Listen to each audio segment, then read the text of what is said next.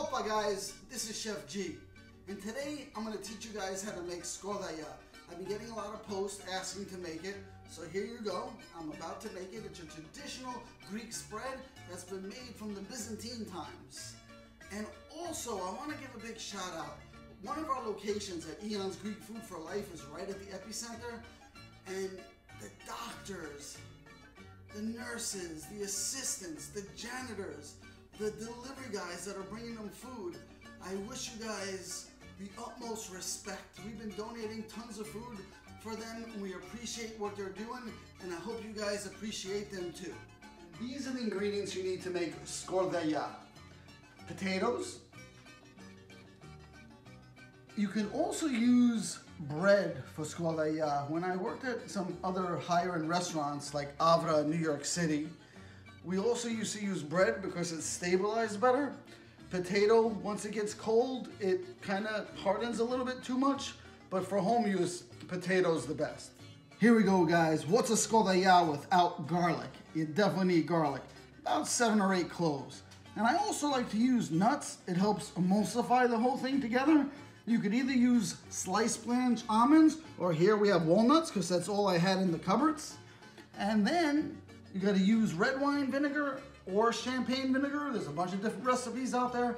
I prefer the red wine vinegar, extra virgin olive oil, salt, cracked black pepper, water or club soda. I prefer to use club soda. And don't forget the lemon. The lemon gives it a nice zing. Hello, Yorgo. Who is it? You're gonna show everybody how to make a Skordalia? You need a mortar and pestle. One of these to make a Skordalia. What is this? Aye, Yorgo. What are you going to show us? That Yaya, what does she know? A mortar and pestle. That went out with the Stone Ages. Now we use a nice KitchenAid. Much easier, guys. We love Yaya, but Yaya, times have changed. And Yaya, we don't need this, man. We got a food processor now. We're living in the modern times, year 2020, I believe. We're gonna get rid of this. And here I'm gonna show you guys how I make the potatoes. I like to boil them and then peel them and cool them down so it's not as gummy when you're pureeing it with the Robo-Coup. And this is what you do. You get a little box grater like this. Hey, Noosh, are you doing a good job over there? Give a little shout out while I'm grating the potatoes, man. Say hello, something. And you just grate the potatoes like this. Make sure the potatoes are cooled when you do this. You can do it hot. There's a bunch of different recipes and techniques, but I find when the potatoes are cold and grated, it becomes less gummy. And then basically, how you start this, if you want to come over here, I'm going to show you, we got the mixer right here. You put in the garlic cloves, right? Make sure with the garlic cloves, there's like a little end on the end. You see that little end? You want to cut that off because that will be a little tough in the mix. So cut off the little ends. That's what I like to do if it's on there. And I like to put in about 7 cloves of garlic. After you put the garlic in, I like to put in some of the nuts. About 2 tablespoons. And then I like to add some liquid. So I always put in a little bit of vinegar, about same, 2 tablespoons of vinegar. Just like that. Then you put the lid on, and round it goes. Nobody knows. Give that a nice little mix. And always scrape, right guys? You gotta give it a good little scrape. Good little scrape, get all that goodness in there. Hope everybody's doing well at home, making lots of these dishes. Boom, boom, boom. There we go. Give it a nice little mix. And at this point, I like to add a little bit of the club soda or water because you want the garlic to really, nice little emulsification. You hear that going, guys? There you go. How good is that? It's real easy to make, couple ingredients. Us chefs like to complicate things. This is a real easy one to make. Then we add in the potatoes. You gotta put a couple in. And you can make this in batches also. If you have a big party, do a couple of batches and you can mix it all together. So this is about, give or take, 2 cups of potatoes. 2 cups of potatoes.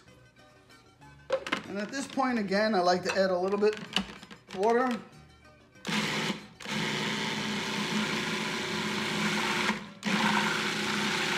Loosen it up. And give it a toss. Stir, stir, stir.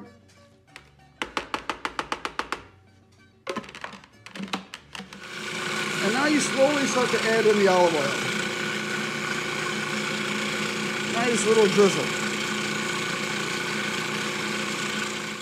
Now we stop it and we put a little salt and pepper in.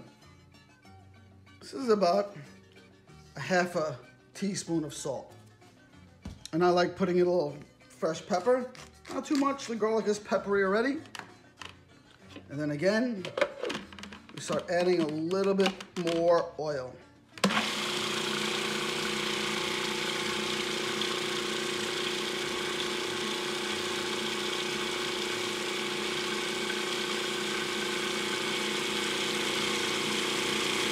There you go, guys.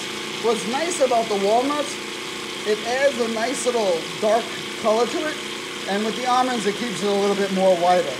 But nice and slow, you add the oil in. Look at that, beautiful. Beautiful, beautiful, beautiful. And we'll give it a stop, and we're gonna give it a taste. I use my fingers. You could use a spoon. I think we're almost there. We need to add the lemon now. Just a splash.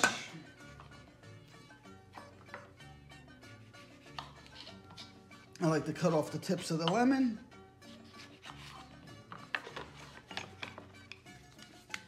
And then we'll add a little squeeze of the lemon juice.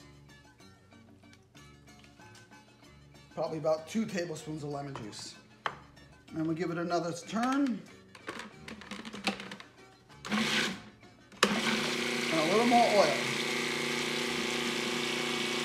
There we go. Round and round we go. We're trying to make it nice and homogeneous. Homogeneous is a mixture together like we should be right now. Everybody should be bonding together in union.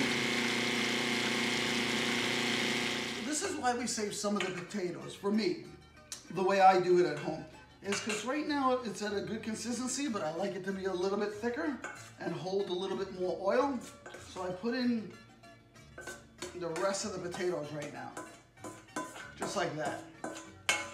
Give it a nice little texture. And we put the lid back on. Give it a nice little stir, stir, stir. Look at how beautiful that is. And give it a taste. Always taste things. Taste, that's what we do in the restaurants. We constantly taste and adjust. Like life, like we're doing now with the situation. Tasting, adjusting. It's what life is. And I think it needs a splash more vinegar. Just like that. And about another half a cup of olive oil and we should be good to go.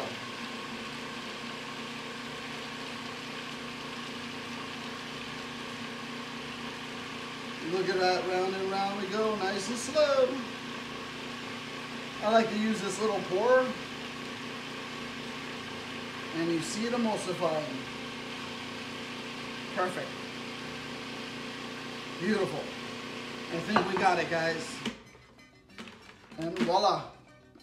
A dish even Yaya would be proud of. Ella, Yogo, this is what you call Skordalia? Let me taste. Not bad, Yorgo, not bad. Thanks, Yaya. Coming from you, that's a great compliment. We love you. Skordalia goes with many things, guys. When I was in the higher end restaurants like Avra, New York City, we used to serve it with bacalhau, which is codfish, fried.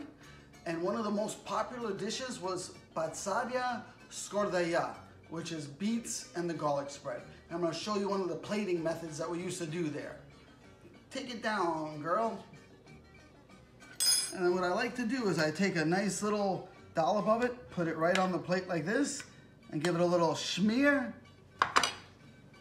drizzle of olive oil, and oppa! Enjoy, guys. And Chef G likes it real simple. I like it with toasted bread, Nice and simple. A little Skordalia on there. Gotta give it the taste test.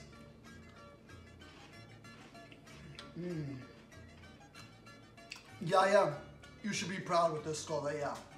I gotta give it the chef's kiss. And like I said, guys, if there's anything you need, other recipes, you want me to make the chips, the beet salad, I'm here for you. Please keep safe out there. I love you guys, and God bless you.